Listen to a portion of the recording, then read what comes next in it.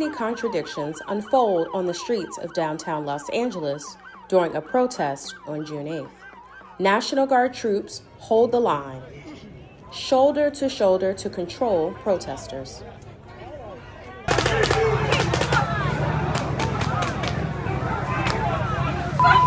Now they're using paintball guns. Why are you shooting at us? We have no guns. Why are you shooting at us? Thank you, Dolores. Thank you, Dolores. A distance away, there is calm. Dolores Huerta speaks. She is the legendary co-founder of the United Farm Workers.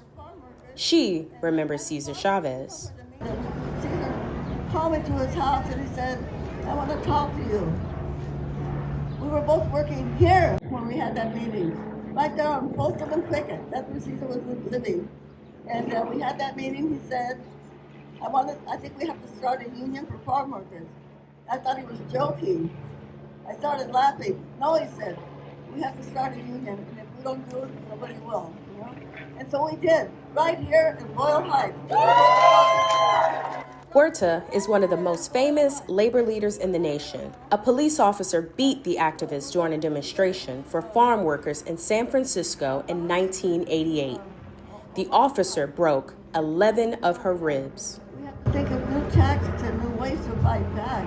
But the one thing I do want to say, let us make sure that whatever tactics we use, that they are not violent. Remember this, lo que dijo Eduardo Galeano, the poet.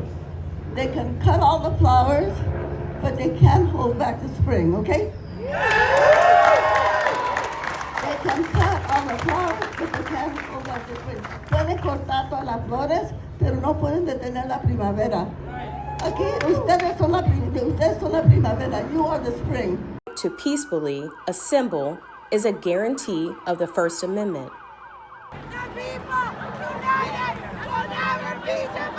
But there are few guarantees when Los Angeles police officers and 2,000 members of the California National Guard clash with protesters in downtown LA.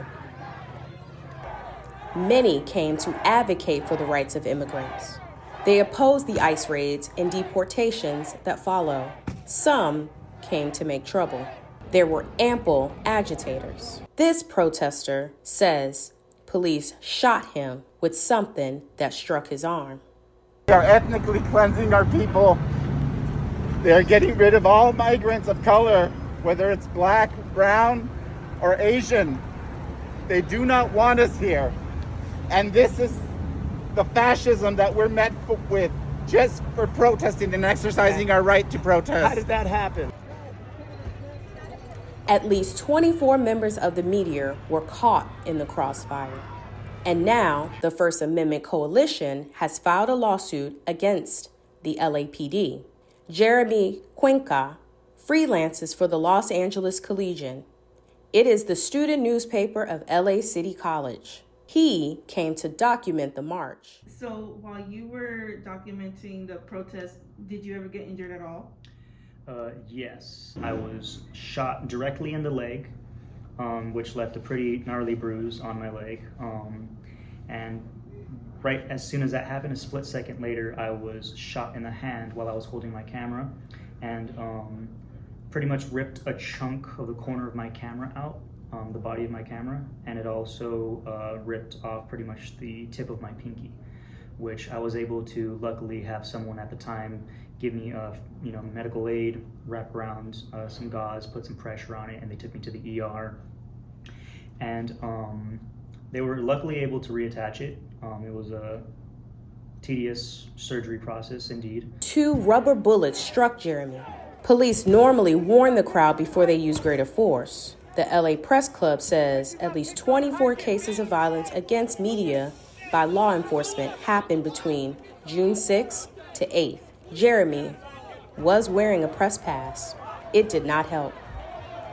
It's just a little weird and unsettling to know that, like, it really feels like some Gestapo stuff, Nazi Germany,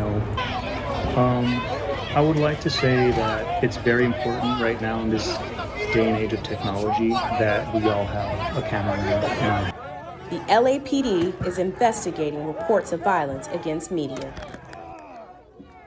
For Collegian Wired, this is Andy Hammond reporting.